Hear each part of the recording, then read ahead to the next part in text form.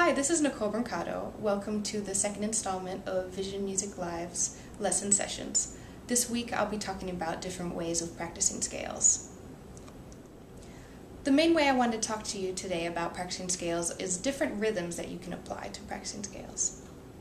So how do we use rhythms and scales? Well, the easiest one to start out with is dotted 8th note, 16th note groupings. So here's what it would sound like.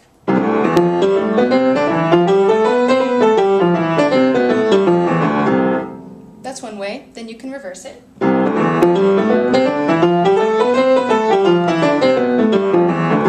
So you want to practice it both with the 16th note before and after. Then we can start changing the groupings to a long note followed by short notes. So let's start with one long note and then two short notes. And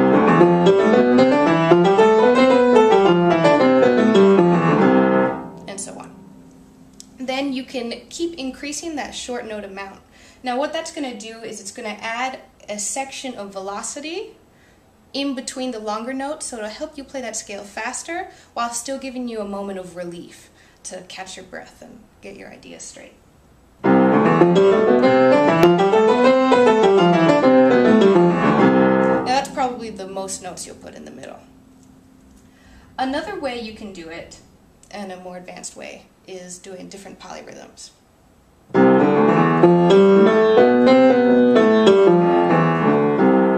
And so on and so forth. So let's apply this to a real piece of music. Let's apply it to a classical piece by Haydn.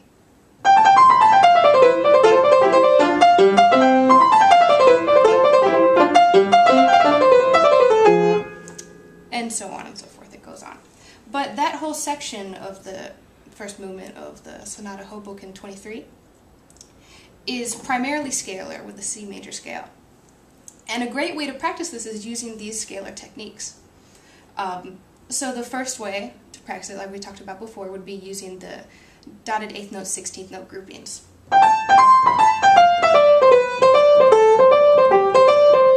And then changing the grouping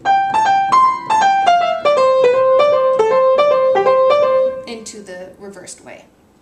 Then you can create the long and short note groupings.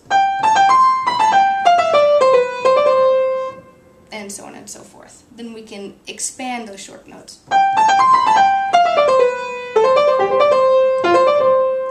Until it becomes easier and easier and you don't even need those longer notes intermittent in between.